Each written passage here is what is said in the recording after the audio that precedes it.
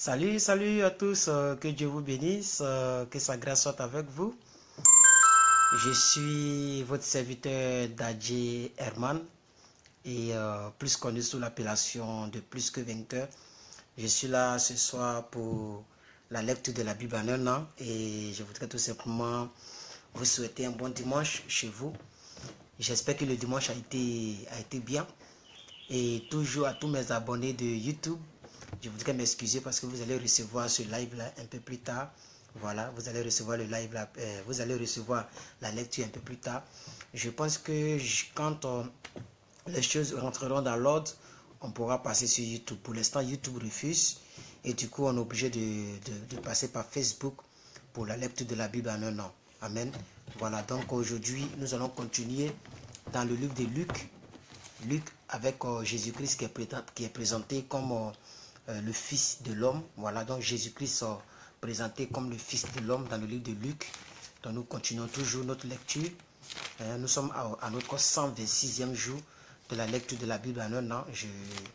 Je crois que nous évoluons sur les 365 jours. Voilà, donc du coup, YouTube refuse. YouTube refuse que je passe en direct. Je ne sais pas pourquoi. On me refuse l'accès pour l'instant. Donc on fait les lives de la lecture ici que nous balançons sur YouTube plus tard. Amen. Alors merci aux personnes qui sont à jour depuis le 1er janvier 2018 jusqu'à aujourd'hui, le 6 mai 2018. Jour pour jour, nous sommes à jour et nous lisons la Bible entièrement. Alléluia. Alors j'attends à ce que Maman Chris m'anime, me donne le programme d'aujourd'hui. Voilà, donc pendant que le programme arrive, je vous souhaite la bienvenue tout le monde. Et surtout, soyez des personnes qui programment. Vous voyez la feuille qui est collée là. Voilà, ça c'est mon programme de tout le mois de mai. Donc tout le mois de mai, je sais quoi faire, quel jour. Tout le mois est déjà programmé. Voilà, donc là, je me réveille, je regarde. Donc le 5, voilà, telle chose à faire. Le 6, telle chose. Le 7, et ainsi de suite. Donc soyez des personnes qui programment. Soyez des personnes qui planifient. Planifiez vos mois. Comme ça, rien ne pourra vous échapper. Voilà, donc ça c'est juste pour que le programme en arrive. Alors je suis content. Voilà, on me dit que j'ai essayé de compter toutes les prédications que j'ai données sur les réseaux sociaux. Et ça me fait 1830 prédications. 1830 vidéos, prédications. Oui, et puis la plupart des thèmes ne sont pas les mêmes. Waouh, j'ai quand même prêché.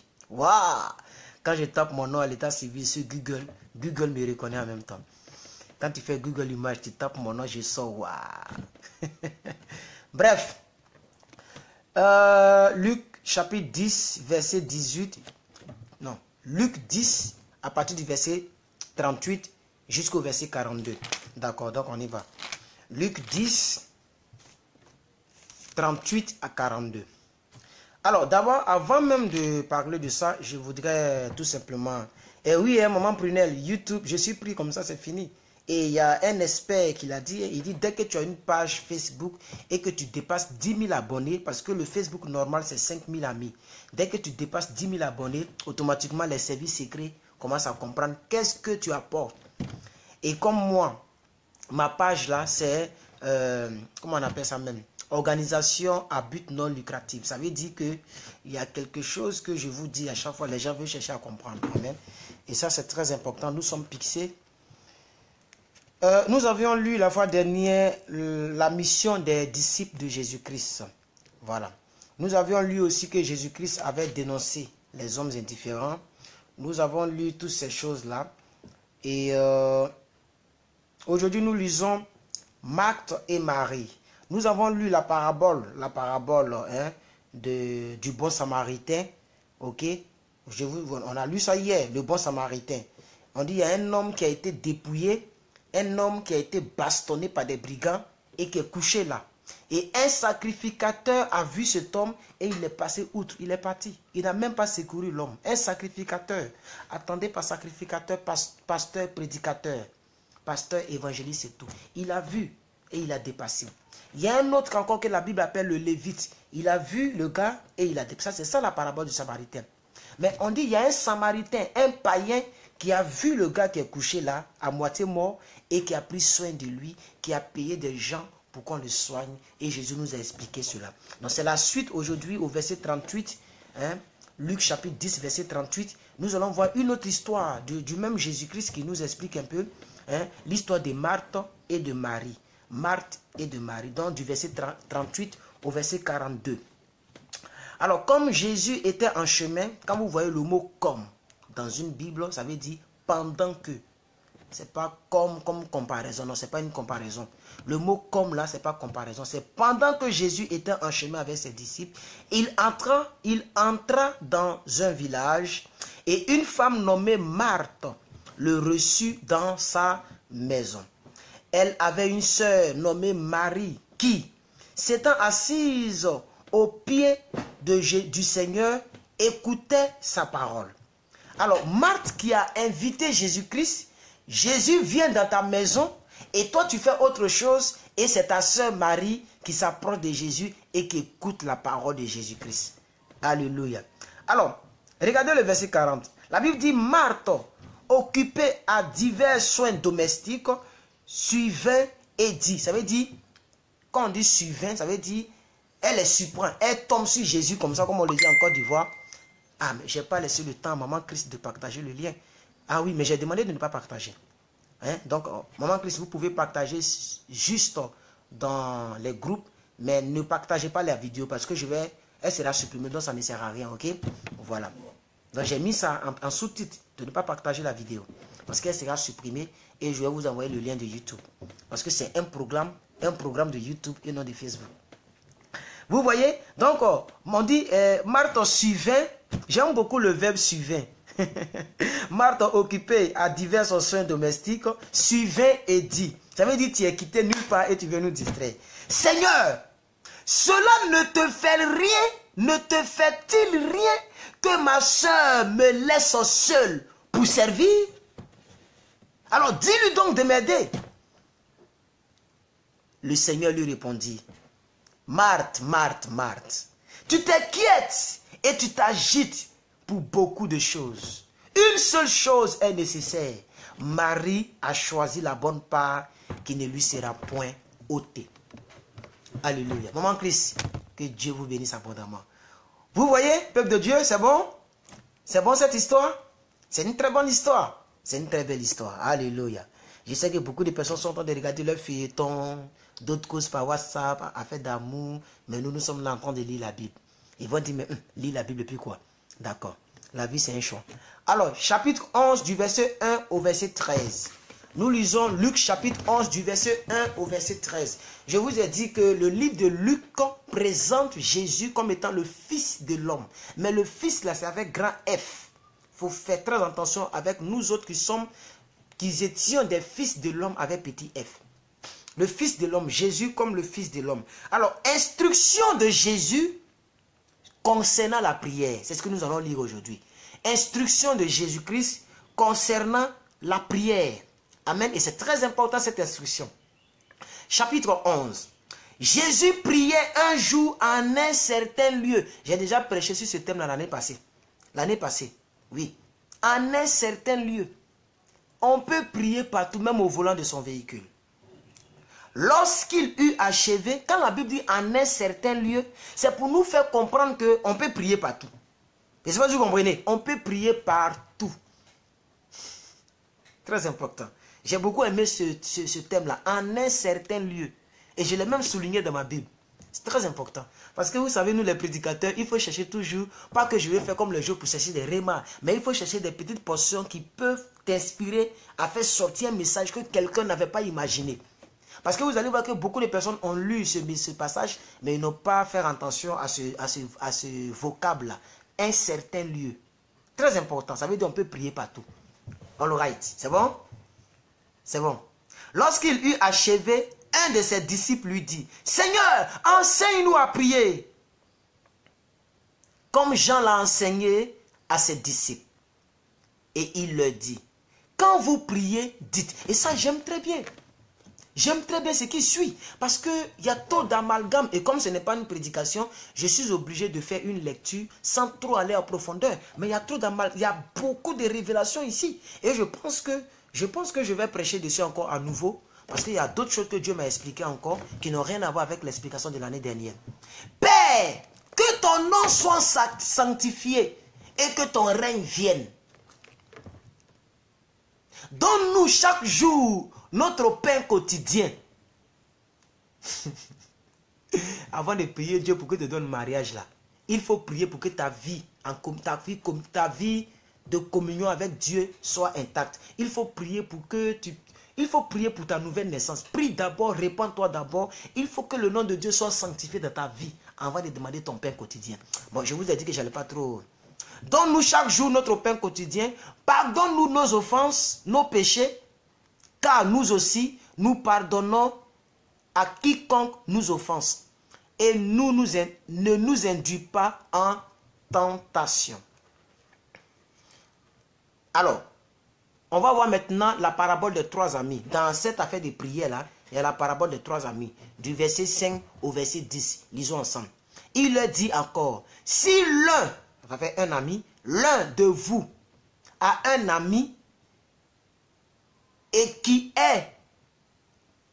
aille le trouver au milieu de la nuit pour lui dire, ami, prête-moi 3 pains, car un de mes amis est arrivé de voyage chez moi et je n'ai rien à lui offrir. Et si de l'intérieur de sa maison, cet ami lui répond, ne m'importune pas, la porte est déjà fermée, mes enfants et moi, nous sommes déjà au lit. Je ne puis me lever pour te donner des pains. Je vous le dis, même s'il ne se levait pas pour les lui donner, parce que c'est son ami, il se lèverait à cause de son importunité et il lui demanderait tout ce dont il a besoin. Et moi je vous dis, demandez et l'on vous donnera, cherchez et vous trouverez, frappez et l'on vous ouvrira. Car quiconque demande reçoit, celui qui cherche trouve, et l'on ouvre à celui qui frappe. Je vais voir le programme. Est-ce qu'on continue? Selon le programme, je dois m'arrêter où là? Il y a plusieurs qui regardent. Hein? Facebook me signale ici. Je dois m'arrêter au verset 13. Après la parabole des 3 amis, je ne sais pas si vous avez compris. Si vous avez compris, je suis au serré.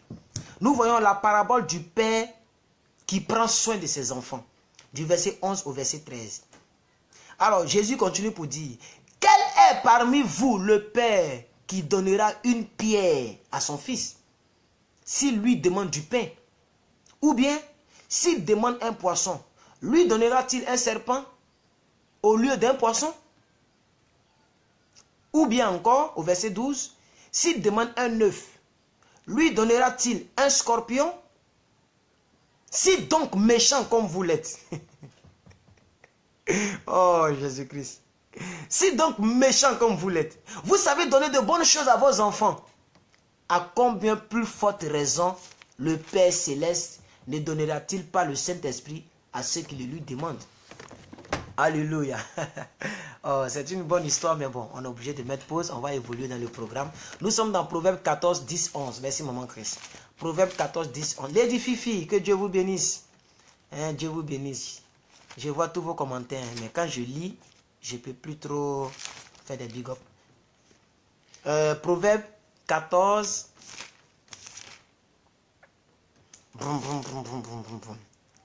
Proverbe 14, 10, 11.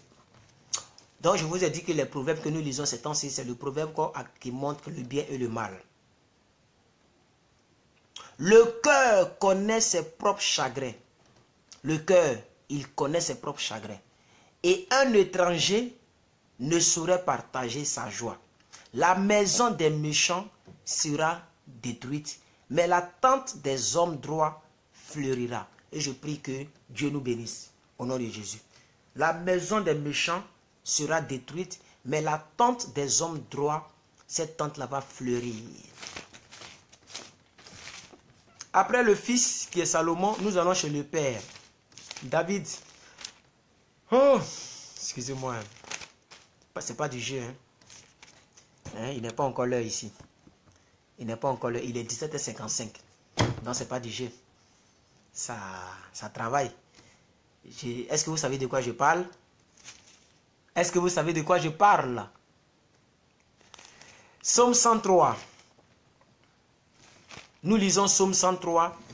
Hymne à la louange, hymne de louange, un chant de louange à Dieu, un chant de louange, un chant de louange.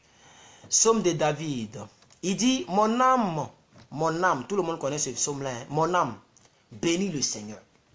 Écoutez, ici, beaucoup de personnes pensent que David est en train de dire que son âme est en train de bénir le Seigneur. Non. Il est en train d'ordonner à son âme de bénir le Seigneur. C'est différent. Quand David dit mon âme bénit le Seigneur, il est en train de demander à son âme de bénir le Seigneur. C'est ça qu'il dit ici. Il dit mon âme, virgule, bénis le Seigneur. Et que tout ce qui est à moi bénisse son saint nom. Mon âme, bénis le Seigneur. Et n'oublie aucun de ses bienfaits. C'est lui qui pardonne toutes tes iniquités. C'est lui qui guérit toutes tes maladies. C'est lui qui délivre ta vie de la fausseté, de la force, et qui te couronne de bonté et de miséricorde. C'est lui qui rassasie de bien ta vieillesse et qui te fait rajeunir comme l'aigle. L'Éternel fait justice. Il a fait droit à tous les opprimés. Il a manifesté ses voies à Moïse, ses œuvres aux enfants d'Israël. L'Éternel est miséricordieux et il est compatissant. Il est lent à la colère et riche en bonté. Nous sommes au verset combien là? Verset 9. Il ne conteste pas sans cesse et ne garde pas sa colère à toujours.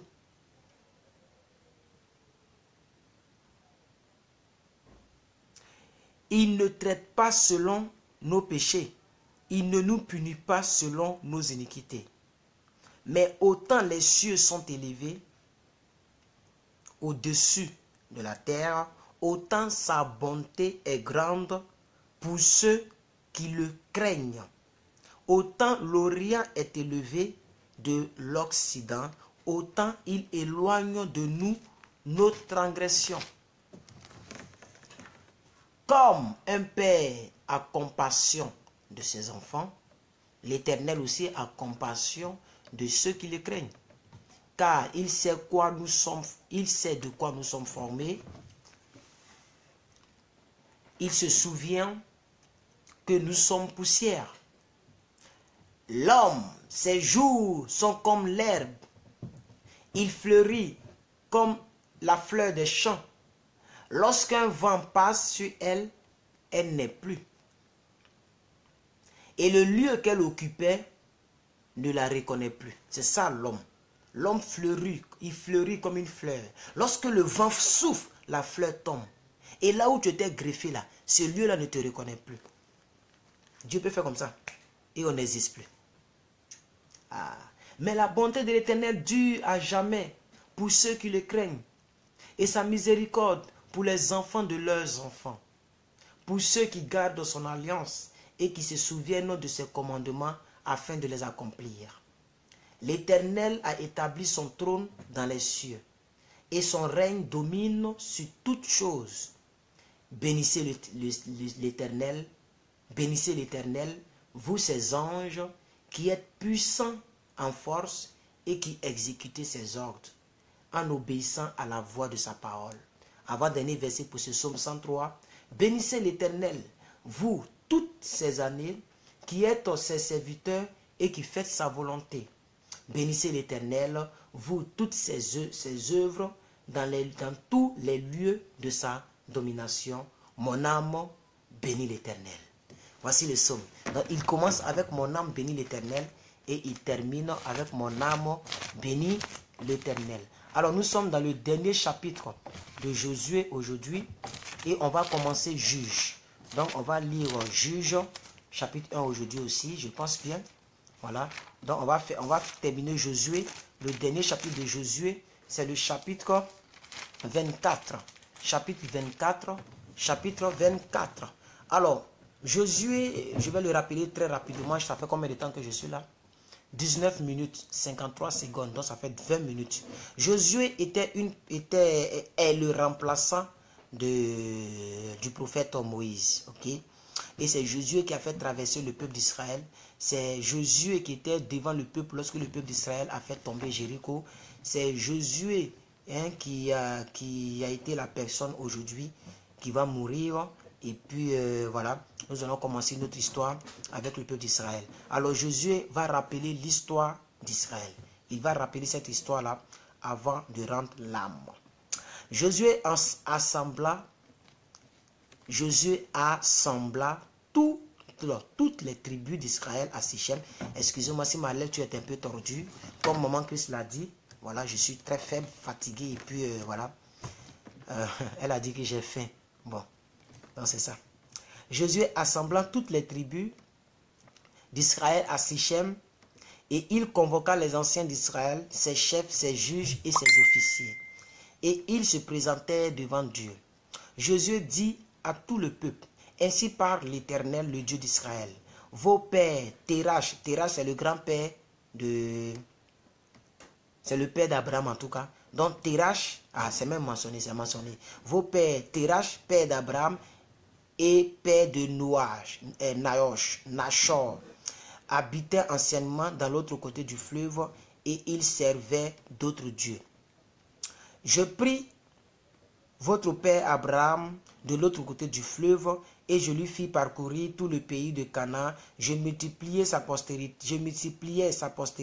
et je lui donnais Isaac. Je donnais à Isaac, Jacob et Isaïe. Donc il attend de rappeler toute l'histoire même d'Israël. Vous voyez? Donc, je suis où là? Verset 4. Je donnais à Jacob, à Isaac, Jacob. Je donnais à Isaac, Jacob. Vous comprenez, j'espère. Je donnais à Isaac, Jacob. Et je donnais aussi à Isaac, Ésaü. Je donnais en propriété à Ésaü la montagne de Séir. Mais Jacob et ses fils descendaient en Égypte. Vous voyez, c'est comme ça, ils sont allés devenir esclaves en Égypte. J'envoyais Moïse et Aaron, et je frappais Égypte par les prodiges, et j'opérais au milieu d'elle, puis je vous en fis sortir. Donc c'est Dieu qui parle au travers de Josué en rappelant toute l'histoire d'Israël. J'espère que vous comprenez très bien. Nous sommes au verset 6. Josué 24, verset 6. Je fis sortir vos pères de l'Égypte, et vous arrivâtes. Donc le verbe arriver, vous arrivâtes à la mer Rouge. Ok? Les Égyptiens poursuivirent vos pères jusqu'à la mer Rouge avec des chars et des cavaliers. Vos pères crièrent à l'Éternel, et l'Éternel mit des ténèbres entre vous et les Égyptiens. Il ramena sur eux la mer, et elle les couvrit. Vos yeux ont vu ce que j'ai fait aux Égyptiens, et vous restâtes, dans le verbe rester, vous restâtes longtemps dans le désert. Verset 8. Je vous conduisis dans le pays des Amoriens qui habitaient de l'autre côté du Jourdain, et ils combattirent contre vous. Je les livrai entre vos mains, vous prîtes, dans le verbe prendre, vous prîtes possession de leur pays, et je les détruisis devant vous. Balak, fils de Tsiphor, roi de Moab, se levait et combattit Israël. Il fit appeler Balaam. Vous connaissez cette histoire, on a lu ça très bien, je me souviens très bien de cette histoire. Il fit appeler Balaam, fils de Béor, pour qu'il vous maudisse. Mais je ne voulus point écouter Balaam, et il vous bénit au lieu de vous maudire, il vous a béni. Rappelez-vous de ça. Ok? Et je vous délivrai de la main de Balak. Vous passâtes, dans le verbe passé, vous passâtes le Jourdain, et vous arrivâtes à Jéricho. Les habitants de Jéricho combattirent contre vous, les Amoriens, les Phérésiens, les Cananéens, les Étiens, les Gibésiens, les Aviens et les Jébusiens. Je les livrai entre vos mains, et j'ai envoyé devant vous les frélons qui les chassèrent loin de vos faces, de votre face, comme les deux rois des Amoriens. Ce ne fut ni par ton épée, ni par ton arc. Je vous donnai un pays que vous n'aviez point cultivé, des villes que vous n'aviez point bâties, et que vous habitiez, des vignes et des olives que vous n'aviez point planté et qui vous servent de nourriture. Alors, nous sommes au verset 14. Maintenant, c'est toujours Josué qui parle maintenant. Craignez l'Éternel et servez-le avec intégrité.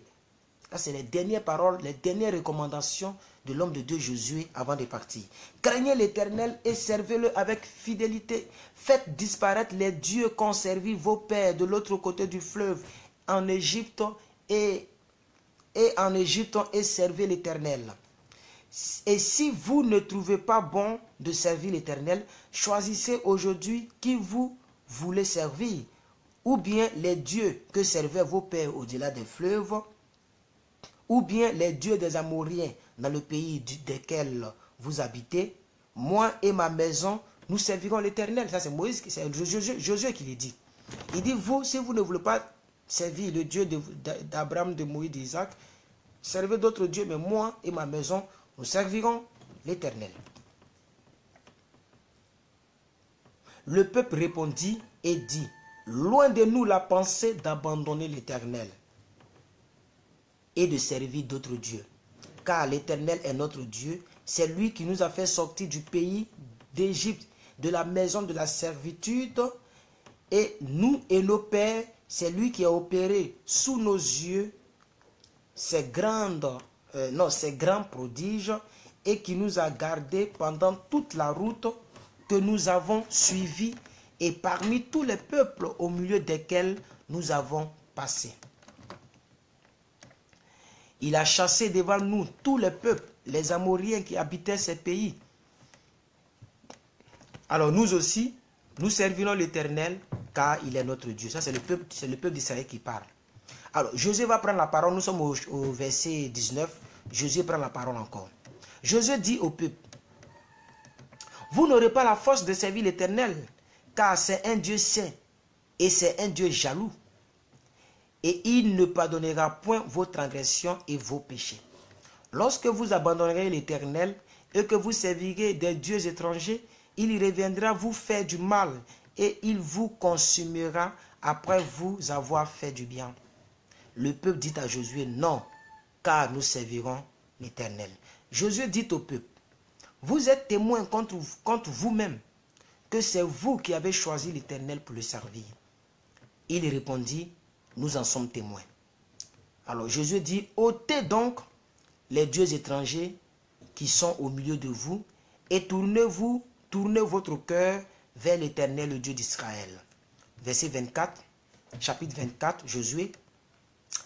Et le peuple dit à Josué, nous servirons l'Éternel, notre Dieu, et nous obéirons à sa voix. Josué fit en ce jour une alliance avec le peuple et lui donna des lois et des ordonnances à Sichem. Josué écrivit ces choses dans le livre de la loi de Dieu. Il prit une grande pierre qu'il dressa là-sous la chaîne qui était dans le lieu sacré, consacré à l'Éternel. Verset 27, Josué 24. Josué chapitre 24, verset 27 maintenant. Et Josué dit à tout le peuple, voici, cette pierre servira de témoin contre nous, car elle a entendu toutes les paroles que l'Éternel nous a dites.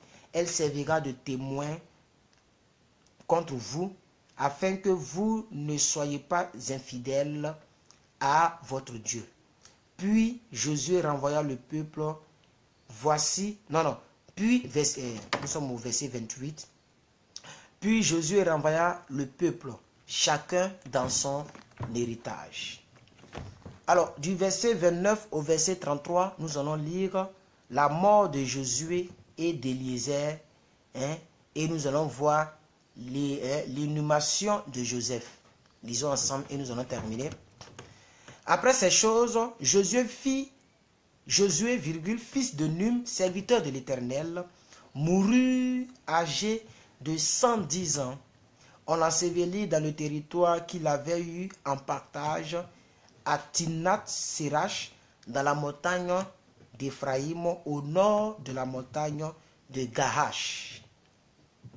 Israël servit l'Éternel pendant toute la vie de Josué et pendant toute la vie des anciens qui survécurent à Josué et qui connaissent tout ce que l'Éternel avait fait en faveur d'Israël. Les os de Joseph que les enfants d'Israël avaient rapportés d'Égypte furent enterrés à Sichem, dans la portion du champ que Jacob avait acheté des fils de Hamor, père de Sichem, pour 5 kézitas, et qui appartint à l'héritage des fils de Josué, de Joseph plutôt. Éliazar, fils d'Aaron, donc Éliazar était fils d'Aaron, Aaron qui était le sacrificateur au temps de Moïse. Donc Éliazar, fils d'Aaron, mourut et on l'enterra à Gibéat Phiné, qui avait été donné à son fils Phiné, dans la montagne d'Éphraïm. Alors en 30 minutes, nous avons fini ça et est-ce que selon le programme, on doit commencer juge ou bien on doit s'arrêter là? Ou bien on peut s'arrêter là, ça dépend. Ça dépend. Alors aujourd'hui, je vais juste énoncer un peu juge. Et puis à partir de demain, on va poursuivre avec juge. Amen. Voilà. Et vraiment, c'était un bon livre. Voilà. C'était un très bon livre, le livre de Josué. Il y a beaucoup d'enseignements dedans, il y a beaucoup de choses dedans. Amen. Et voilà. Dieu a été avec le peuple d'Israël. Alors, le livre des juges, c'est la suite de l'histoire qui se déroule en Josué. Ok? Donc, c'est un livre qui relate les activités de 12 hommes et d'une femme établie comme juge. Ok? D'où son titre juge. Voilà. Donc, Dieu les avait suscités comme libérateurs pour délivrer Israël au temps du déclin et du fractionnement survenu après la mort de Josué. Donc lorsque Josué est mort, il y a eu trop de fractionnement, il y a eu trop de déclin, il y a eu trop de choses. Donc Dieu a envoyé 12 personnes qui ont été établies juges et une femme, ok, pour pouvoir coordonner les choses. Donc nul en Israël n'était capable d'exercer l'autorité comme l'avait fait Josué. Le cycle très particulièrement, le cycle qui caractérisait Israël au cours de toute son histoire, c'est-à-dire rébellion, châtiment, repentance et restauration, ce cycle-là marque très particulièrement cette époque-là. Okay? Josué est un livre de victoire, les juges est un livre de défaite. Cependant, les juges, donc le livre là c'est les juges, okay? Les juges furent choisis dans diverses tribus. Okay? Tous n'attendirent pas leur juridiction à la totalité du territoire d'Israël. Donc je suis en train de lire, voilà. Certains d'entre eux exerçaient une activité plutôt locale. Pour un temps limité, l'admiration de plusieurs juges fut parfois simultanée. Ok, donc voici comment le livre des juges est divisé. On va terminer par là. Demain, on va continuer. Nous avons le résumé rétrospectif et institution de la fonction des juges. Aussi, nous avons la présentation des 5 juges. Nous avons aussi l'histoire de Gédéon. Nous avons aussi la présentation des 6 juges. Nous avons aussi l'histoire de Samson que nous allons lire. Et nous avons le désordre qui règne en Israël. Et avec ce désordre, nous allons clore ce livre pour aller avec le livre prochain qui n'est rien d'autre que 1 Samuel. Non, qui n'est rien d'autre que Ruth. D'abord, Ruth. Nous allons aller avec l'histoire de Ruth, ainsi de suite, ainsi de suite, ainsi de suite. Donc les histoires vont ensemble. Alors à partir de là, je peux vous dire au revoir. Portez-vous bien, que la grâce, la faveur du Seigneur soit avec vous. Amen, que Dieu vous bénisse abondamment. Et puis, bonne semaine à vous. À partir de demain, c'est une autre semaine qui s'ouvre. Que le Seigneur, que sa main soit sur nos vies, que sa miséricorde nous soit accordée et que sa grâce nous localise dans nos différentes positions. Merci beaucoup. Voilà, merci à tous. Je vais saluer les personnes qui ont été en direct pour que vos noms restent dans cette vidéo parce qu'on va la mettre sur YouTube et elle sera sur YouTube pour toujours. YouTube, c'est comme ça. Parce que Facebook, là, Catherine François, restez bénis. Gemma Rumière, restez bénis. Maman Chris, Tali Time, restez bénis. Ferdinand, restez bénis. Bobby Nicholson, restez bénis. Angelo, papa, restez bénis. Tumé, restez bénis. Congo Michael, restez bénis. Sentish Nyaï, restez bénis. Clotilde Zonga, restez bénis. Yolande Nguesson, restez bénis. Félicité Ribaramo, restez bénis. Maman Prunelle de Dieu, restez bénie. Marilyn Josia Glazaï, restez bénie. Il y a qui encore? Lady Fifi, restez bénie. Léaticia Ange Naki, restez bénie. Jade Charles, restez bénie. Chris Lagrace, restez bénie. Grâce Loané, restez bénie. Jules Maurice, restez bénie. Conombe Marc Patrick Cani, restez bénie. Boris Geoffroy Kwanzi, restez bénie. Denise Latte, restez bénie. Marlène Kedi, restez bénie. Prunelle de Dieu, restez bénie. Priska Yoro, restez bénie.